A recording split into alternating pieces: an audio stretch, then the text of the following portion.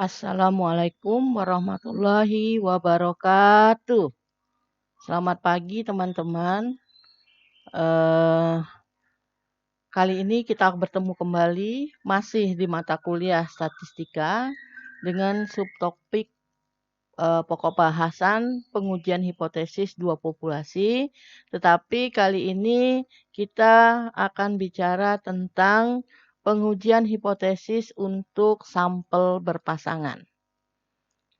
Oke, baik. Untuk sampel berpasangan ini, ya, statistik, ya, uji statistiknya, statistik hitungnya, itu kita gunakan eh, T, yaitu nanti eh, nilai statistik uji T ini yang nanti kita bandingkan dengan eh, nilai tabel dari distribusi student T. Oke, baik.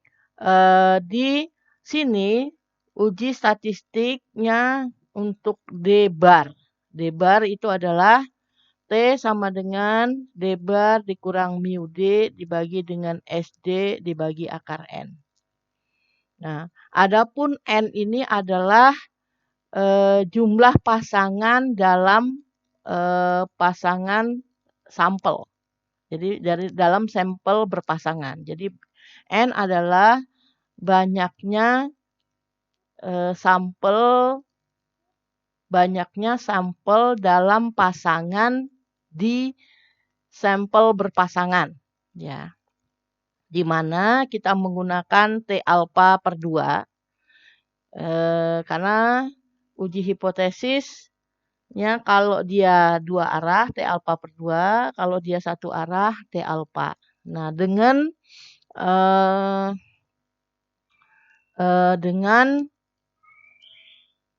derajat bebasnya adalah N-1.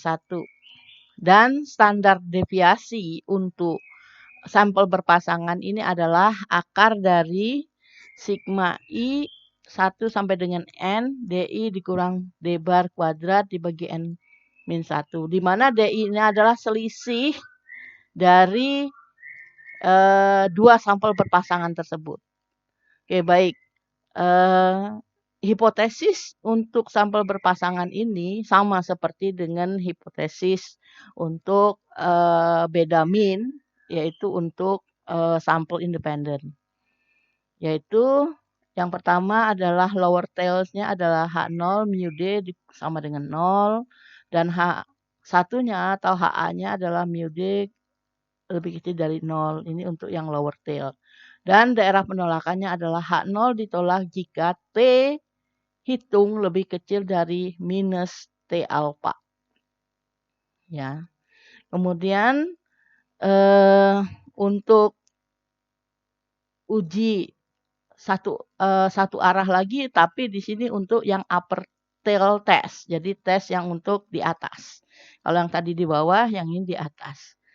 H0 adalah mu D sama dengan 0, dengan HA atau H1 adalah mu D lebih besar dari 0. Dan wilayah penolakannya berada di sebelah kanan. Kalau yang lower tadi berada sebelah kiri. Untuk daerah penolakannya itu reject H0 jika T lebih besar dari T alpha atau H0 ditolak jika T hitung lebih besar dari T alpha. Dan yang ketiga itu adalah formula dari uji hipotesis untuk sampel berpasangan itu dua arah, yaitu H0 mu D sama dengan 0, HA atau H1 mu D tidak sama dengan 0. Jadi di sini wilayah penolakannya ada dua, ada di sisi kanan dan di sisi kiri. Di mana H0 ditolak jika T hitung lebih kecil dari minus T alpha per 2 atau T hitung lebih besar dari T alpha per 2. Ya, karena dua sisi maka kita pakai alpha per 2. Oke, baik. Langsung saja kita misal pakai contoh untuk sampel berpasangan. Di sini asumsikan bahwa kamu sebagai misalnya direktur suatu perusahaan mengirim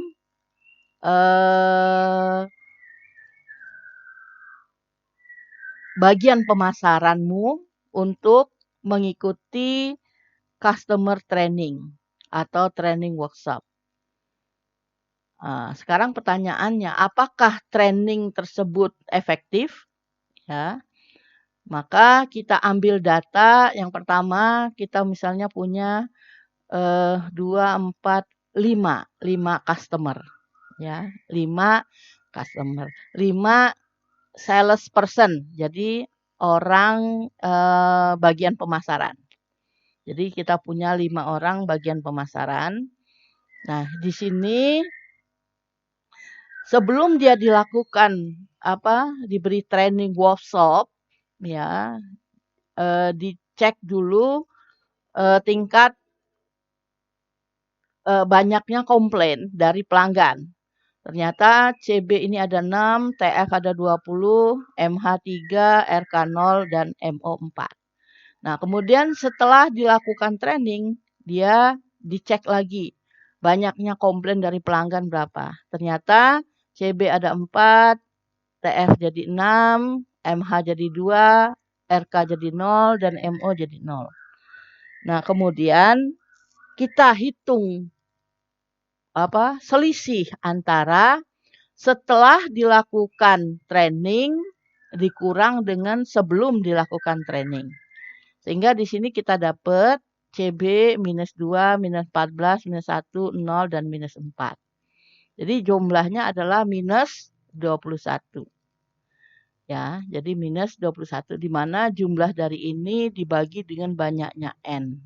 N di sini ada berapa? 1, 2, 3, 4, 5. Ada 5. Sehingga D-barnya sama dengan sigma DI. Ini adalah DI. Ini adalah DI. Ini D1, D2, D3, D4, dan D5.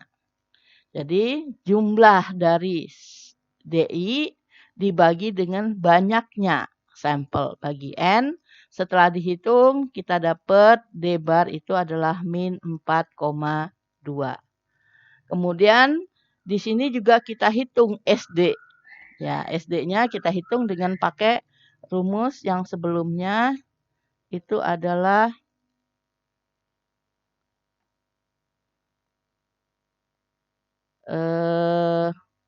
SD sebelumnya rumus, ya pakai rumus simpangan baku itu adalah akar dari sigma XI dikurang X bar kuadrat dibagi N-1. Nah, di sini DI, jadi berarti ini sama dengan, ya, ini saya naik ke atas ini ya, ini sama dengan akar dari ini, min 2, min D-barnya min 4,2 kuadrat ditambah yang kedua dan seterusnya sampai dengan yang terakhir, ya, sampai dengan yang terakhir itu adalah min 4 min 0,4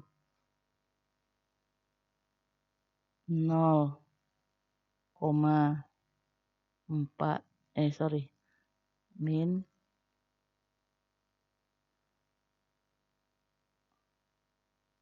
4,2 ya kuadrat dibagi N min 1. 5 min 1. Setelah dihitung kita dapat SD-nya 5,67. Oke, selanjutnya kita lakukan pengujian. Apakah training itu membuat perbedaan jumlah komplain pada tingkat signifikan diminta di sini 0,01. Nah, sekarang apakah training atau workshop memberikan perbedaan? Nah, di sini perbedaannya meningkat atau menurun? Tidak ada pembicaraan. Jadi yang ada cuman perbedaan. Berarti kita menggunakan hipotesis yang ketiga. Kategori hipotesis yang ketiga yaitu hipotesis dua arah. Yaitu H0 mu D sama dengan 0 dan mu D tidak sama dengan 0. Alfa adalah 0,01 sedangkan D barnya kita tadi dapat min 4,2 sehingga critical value nya adalah T alfa per 2. Kenapa? Karena dua sisi. Ya, karena dia dua arah. Titik koma N min 1. Kita lihat. Alfa kita 0,01, maka alfa per 2 adalah 0,005. Kemudian derajat bebasnya atau DF-nya N-1. 5 min 1 sama dengan 4. Sehingga T tabel yang bisa kita lihat adalah T tabel 0,005,4. Nah, di double T kita dapat 4,604. Ya. Nah, kemudian kita hitung statistik T-nya, yaitu D bar dikurang mu D. Mu D sama dengan 0. Mu D kita ambil dari hipotesis H0. Dibagi dengan SD, dibagi dengan akar N. D-nya tadi minus 42 dikurang 0 dibagi SD tadi 5,67 dibagi akar 5. Maka setelah kita hitung kita dapat T hitung sama dengan min 1,66. Nah, karena kita tadi dua wilayah berarti kan kita punya daerah penolakan ada dua.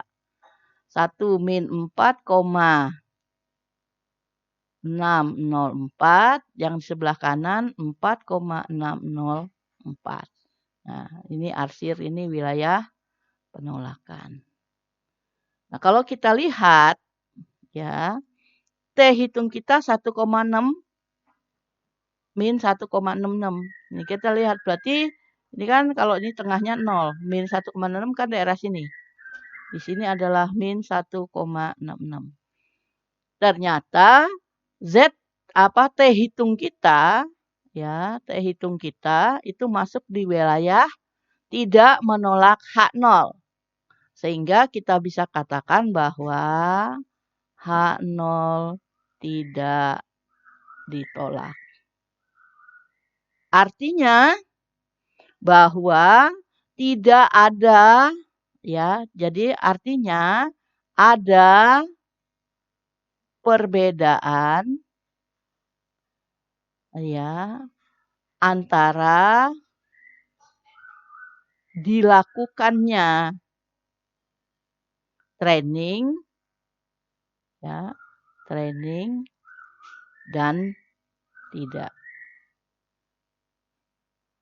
Akibatnya dengan dilakukannya training maka banyaknya komplain menurun.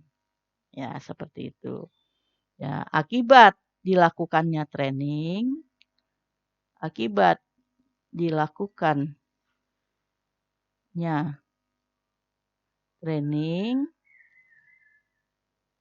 banyaknya komplain menurun. Jadi ada efektivitasnya. Oke, baik. Ini kita bicara tentang uji hipotesis untuk sampel berpasangan.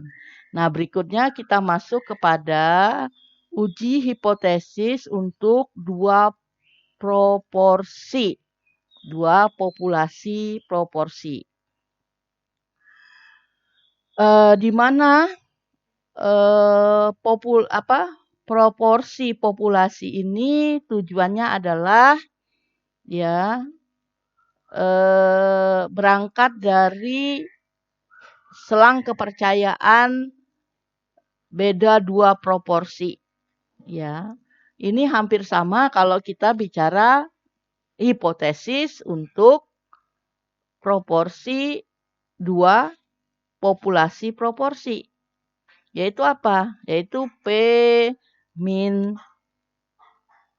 1 dikurang P min 2. Jadi P1 dikurang P2. Nah, asumsinya tetap masih menggunakan asumsi yang ada dalam selang kepercayaan. Bahwa kita di sini mempelajari atau melakukan pengujian hipotesis untuk N1 kali P1 lebih besar sama dengan 5 dan N2 kali P2 lebih besar sama dengan 5. Atau N1 kali 1 min P1. Ini gagal ya. Ini gagal, kalau ini sukses. Itu lebih besar sama dengan 5 dan N2 lebih dikali dengan 1 min P2 lebih besar dengan 5. Nah, adapun poin estimasi selisih antara dua proporsi ini kita menggunakan P1 bar dikurang P2 bar. Nah, adapun ya, kalau kita ulang kembali untuk selang kepercayaannya itu adalah di sini. Ya, P bar 1 dikurang P bar 2 plus minus Z alfa per 2 dikali akar dari ini galat ya. Ini galat. Ya. Nah, ini adalah simpangan baku gabungan antara proporsi 1 dan proporsi 2. Itu di sini kita gunakan P1 kali 1 min P1 bar per N1 ditambah P2 kali 1 min P2 bar dibagi N2. Nah, ini untuk yang selang kepercayaan. Sedangkan untuk yang hipotesis, ya, hipotesis, ya, itu adalah untuk lower tail-nya seperti ini, ya hampir sama dengan yang beda 2 min, cuman di sini kalau beda 2 min mu 1, di sini mu 2, tapi di sini proporsi P1 sama dengan P2, P1 lebih kecil dari P2. Atau ini bisa kita tulis dalam bentuk ini. Ya. Demikian juga untuk yang uji satu arah yang sebelah kanan. Kalau ini uji satu arah untuk yang sebelah kiri, sebelah kanan seperti ini hampir sama.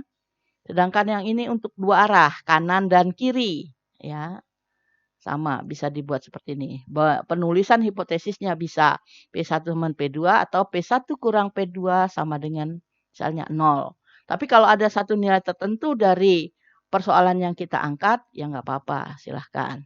Ya. Itu. Kemudian untuk menentukan dua proporsi itu seperti apa? Ya, ini untuk menentukannya dengan P bar sama dengan N1 kali P1 ditambah N2 kali P2 dibagi N1 ditambah N2.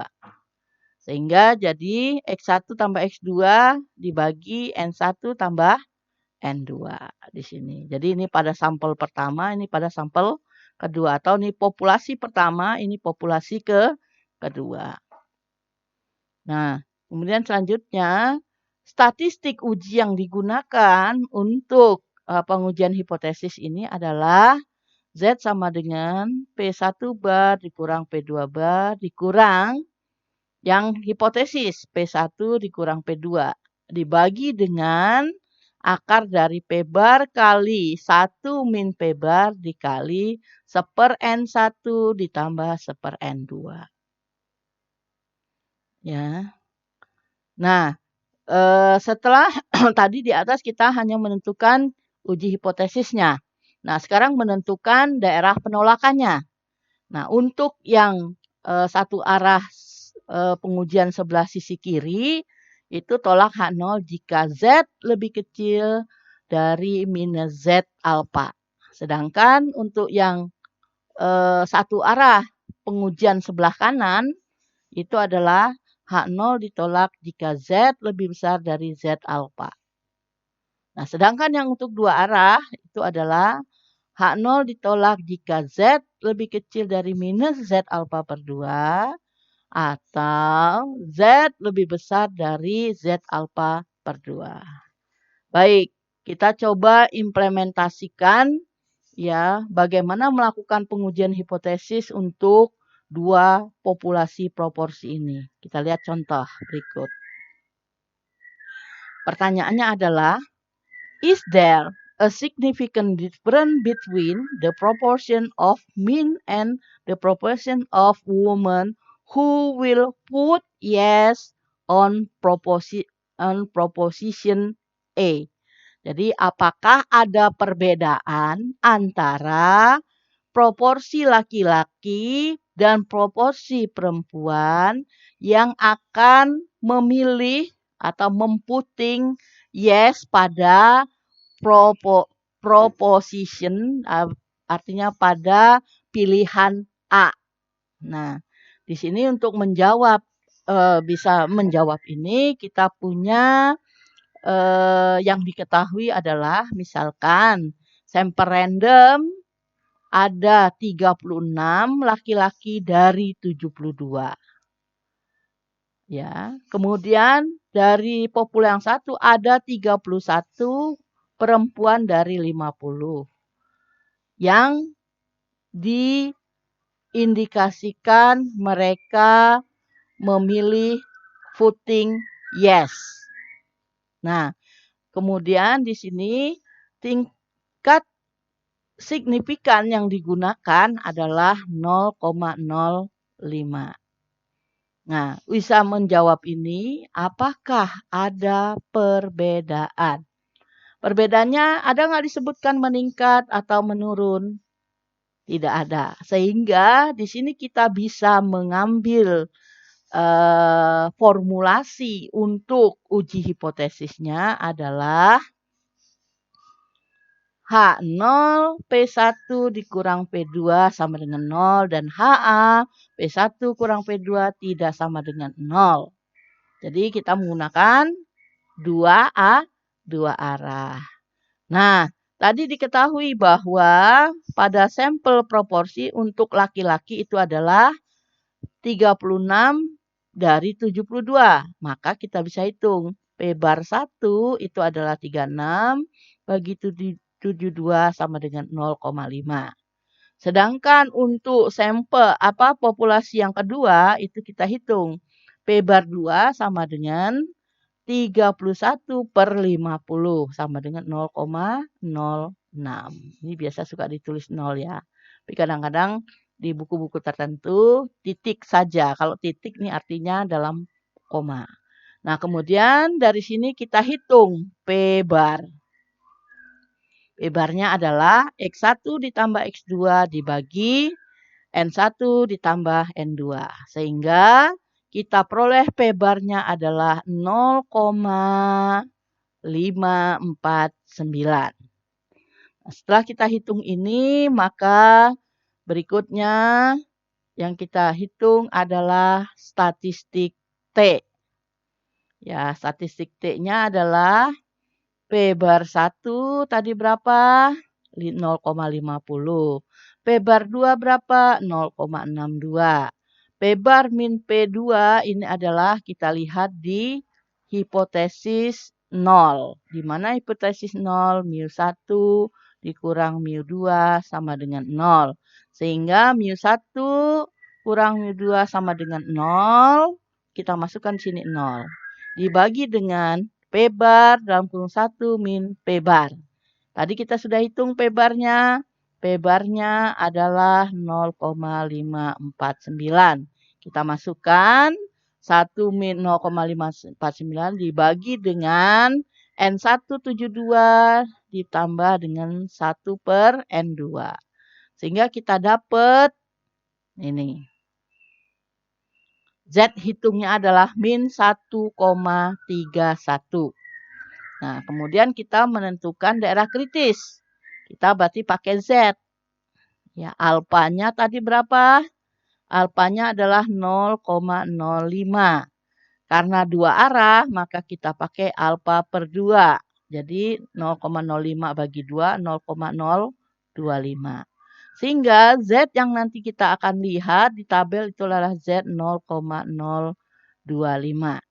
Nah, Di tabel kita dapat untuk Z 0,025 ini adalah 1,96. Nah, karena kita dua arah, maka kita buat, ya, ini tengahnya 0. Di sini 1,96, di sini min 1,96. Nah, ini wilayah penolakannya. Nah, setelah kita punya wilayah penolakan dan wilayah tidak menolak 0, kemudian nilai Z hitung ini kita masukkan ke wilayah di sini.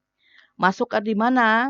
Ternyata min 1,32 itu berada di daerah sini. Nah, daerah sini inilah 1,31 min. Berarti dia jatuh di wilayah do not reject H0. Ya, do not reject H0. Dimana yang kalau yang sini reject H0.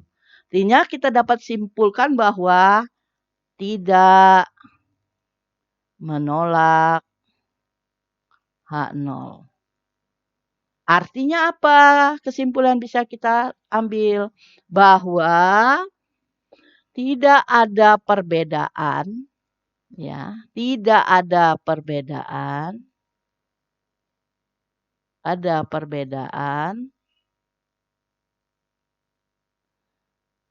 signifikan antara pemilih, ya, pemilih A yang berjenis kelamin laki-laki dan laki-laki dan perempuan. Jadi tidak ada perbedaan. Yang penting untuk memilih proposisi A itu tidak ada perbedaan antara laki-laki dan perempuan atau antara laki-laki dan wanita. Oke, baik, saya kira sekian untuk perkuliahan kita tentang pengujian hipotesis untuk dua populasi, yaitu di sini untuk sampel berpasangan dan proporsi dua populasi.